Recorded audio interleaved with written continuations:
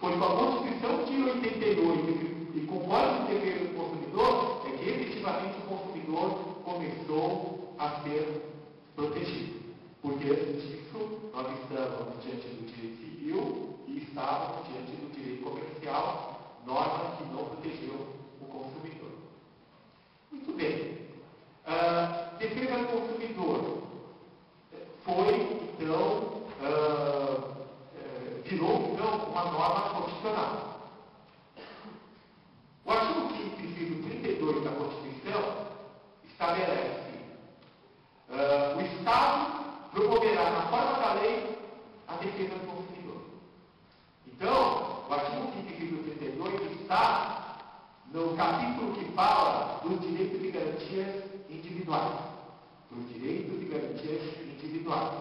Então, esse poder constituinte originário, ele foi mais além. Ou seja, não bastou colocar a defesa do consumidor como norma constitucional. Ele foi mais além. Ele colocou a defesa do consumidor como uma cláusula pétrea. Lembram-se das cláusulas pétreas? Um núcleo imodificável da Constituição. O que quer dizer isso? O artigo 60, parágrafo 4º, prevê um rol de princípios que não podem ser alterados nem mesmo por meio de uma emenda. Entre esses princípios está aí justamente direitos e garantias individuais, no artigo 5º da Constituição, cláusula pétrea, núcleo imodificável da Constituição. Essa cláusula pétrea, o núcleo imodificável da Constituição, é um princípio que vai reger a interpretação do ordenamento jurídico brasileiro. Ou seja, a defesa do consumidor. Justamente porque está no artigo 5º, inciso 32. O Constituinte foi mais além. Ao estabelecer no artigo 170, inciso 5, que a proteção ou a defesa do consumidor é um princípio da ordem econômica. Artigo 170, inciso 5 da Constituição. Agora, como que o Estado vai promover a defesa do consumidor? No artigo 48 dos atos das disposições constitucionais transitórias, depois do último artigo da Constituição, começa uma renumeração dos artigos da Constituição. São os atos das disposições constitucionais transitórias. O artigo 48 fala assim: o Congresso Nacional, dentro do prazo de 120 dias, elaborará o Código de Defesa do Consumidor. Olha, o Congresso Nacional, dentro do prazo de 120 dias, elaborará o Código de Defesa do Consumidor. Constituição é de outubro de 88, fazendo o cálculo de 120 dias, exatamente dá para a gente contar que o Código de Defesa do Consumidor deveria ser editado em setembro de 1990. 120 dias. Ué, mas não dá 120 dias. Olha, o cálculo parlamentar é perfeitamente possível. Trabalha de terça a quinta, né? 2 recessos por ano, se a gente contar efetivamente quantos dias que eles trabalham, a gente chega, né? Esse cálculo, né? 120 dias, né? De outubro de 88 até setembro de 1990, né? A gente ainda volta a discussão, né? Tudo bem. 2 anos. 2 anos para elaborar o Código de Defesa do Consumidor. Até 1990, o juiz, o magistrado, usava qual norma? Direito civil, direito comercial, que não protegia o consumidor. Agora, como surgiu essa ideia de proteção do consumidor? Então vamos fazer aí uma digressão histórica para a gente entender. Veja, em direito constitucional, a gente aprende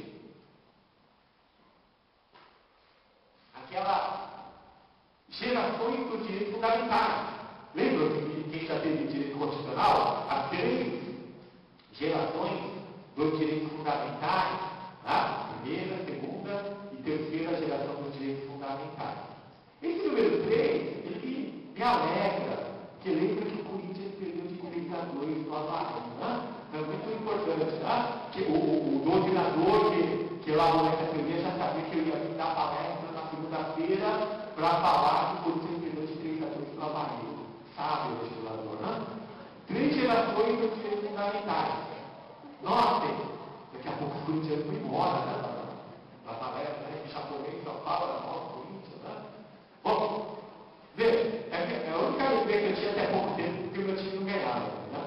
Então, veja, as 3 gerações dos direitos fundamentais elas estão relacionadas com o fundamento da Revolução Francesa.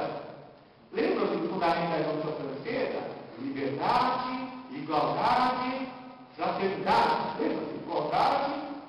Liberdade, igualdade, fraternidade.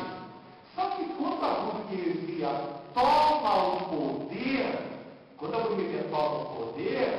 mais do que a igualdade, mais do que a fraternidade, a burguesia desejava a liberdade. Mais do que a igualdade e mais do que a fraternidade. Por quê? Justamente porque antes da Revolução Francesa, o monarca, ele detinha todo o poder. Ele era o executivo, o legislativo e o judiciário. Ele tinha todo o poder nas suas mãos. E aí o que acontece? A burguesia queria se libertar de quem? Do monarca. Então, mais do que a igualdade, mais do que a fraternidade, ele vai desejar a liberdade. Por que a burguesia não queria a igualdade, que é o segundo fundamento? Porque abaixo da burguesia havia um proletariado, aqueles que trabalhavam, os operários que trabalhavam, né, e produziam para a burguesia. A burguesia não quer igualdade com o operário. Por isso que ele vai querer mais a liberdade. Olha, pessoal, eu não estou fazendo o discurso do PCO aqui não, tá? Mas essa é a realidade. Né?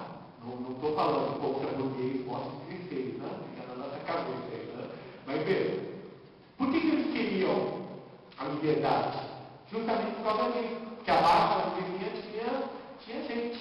Né? Então eles vão querer o quê? A liberdade. E aí surge a primeira geração dos direitos fundamentais. Essa primeira geração dos direitos fundamentais está relacionada justamente com a liberdade. Vai fortalecer o direito privado, direito civil, direito comercial. Vai fortalecer o pacta servanda. Os pactos devem ser cumpridos. E aí vem aquela ideia, na primeira geração dos direitos fundamentais, aquela ideia do consumidor rei. O que é o consumidor rei? Olha, o consumidor é que manda. Se o consumidor não estiver satisfeito com o fornecedor, ele procura outro. Vai procurar outro fornecedor. A liberdade de contratação. O fornecedor é que manda. Ele que é o rei. Então, nessa primeira geração dos direitos fundamentais, haverá um fortalecimento desse direito privado. O Jean Diderot, que é um doutrinador francês, ele fala em liberdades públicas. Ele fala em liberdades públicas no sentido negativo. O que é isso? Liberdades públicas no sentido negativo. O Estado deve interferir o mínimo possível nas relações entre os particulares. O Estado não pode interferir na relação dos particulares, porque os particulares são livres para contratar. Na primeira geração, vem a ideia do liberalismo. Liberalismo econômico, político e jurídico. Então tem essa primeira ideia de liberdade, onde o Estado deve interferir no mínimo possível. É a ideia de que o Celso Ribeiro Bastos fala em teoria do Estado mínimo. Estado mínimo, o Estado interferirá no mínimo possível nas relações entre os particulares. Essa é a ideia básica da primeira geração dos direitos fundamentais. Só que nós tivemos também, além da Revolução Francesa, uma outra revolução, a Revolução Industrial. Ora, na Revolução Industrial, por exemplo, né,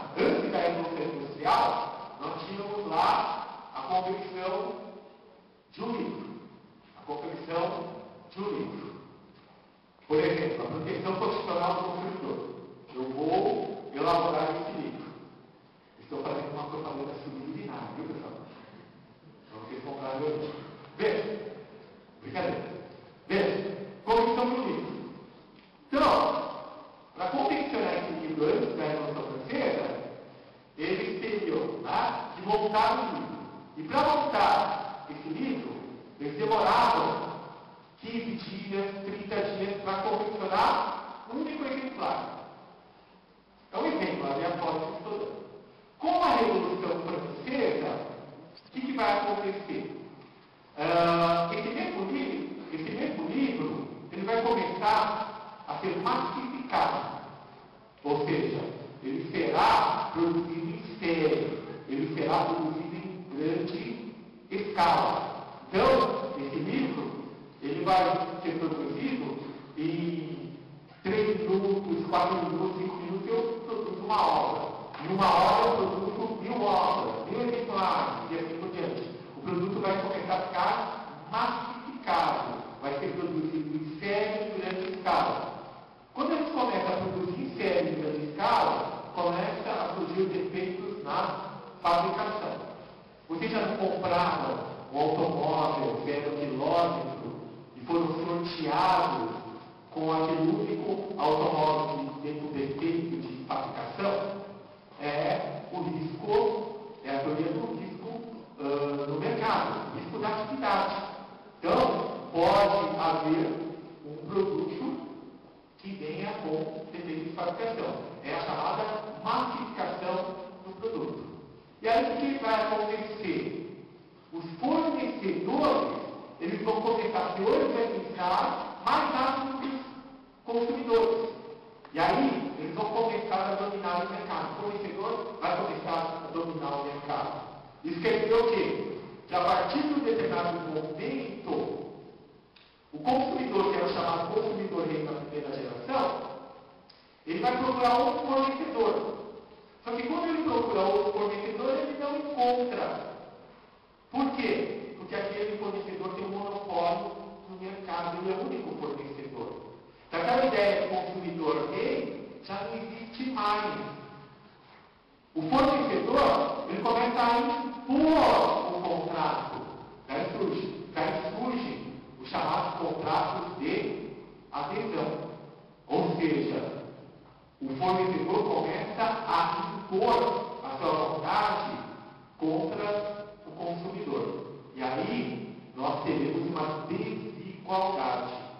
Essa desigualdade na relação jurídica vai acontecer também com o direito do trabalho. Na relação entre empregador e empregado, a parte mais forte é o empregador. Na relação entre fornecedor e consumidor, a parte mais forte é o fornecedor. A partir de um determinado momento, o consumidor, o trabalhador, algumas pessoas vão começar a ser mais vulneráveis na relação jurídica. E aí, há a necessidade de o Estado interferir nessa relação jurídica. Ou seja, o Estado passa a interferir na relação jurídica entre os particulares, entre as pessoas privadas. Por exemplo, hoje, se alguém fizer hora extra, pode receber menos do que 50% da hora normal? Não, está na Constituição. O Estado interfere na relação entre os particulares. O direito do trabalho não está no ramo do direito privado, mas o Estado, ele interfere na relação entre os particulares. Para quê? Para proteger a parte mais vulnerável, a parte mais fraca da relação jurídica, o trabalhador. A mesma coisa em relação ao consumidor. Tem um contrato de adesão. O Código de Defesa do Consumidor estabelece a nulidade de algumas cláusulas. O Estado interfere para declarar a nulidade de algumas cláusulas contratuais. Portanto, a segunda geração dos direitos fundamentais tem a ver com o segundo fundamento da Revolução Francesa, a igualdade.